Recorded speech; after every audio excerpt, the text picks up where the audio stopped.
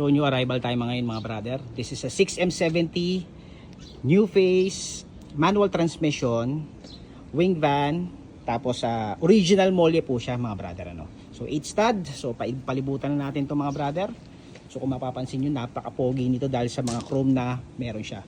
Chrome bumper, corner panel. So yung windbreaker original, then naka right hand pa po ito mga brother, ano. So check natin. 8 stud, 11 are yung kanyang gulong. Alright, front molye, very fresh chassis mga boss.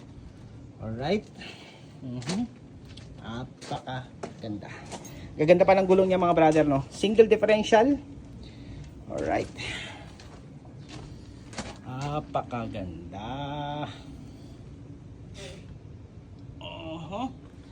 Very fresh. Alright, so ito yung kanyang pintuan sa likod. Ayan yung kanyang loob. Ang ganda.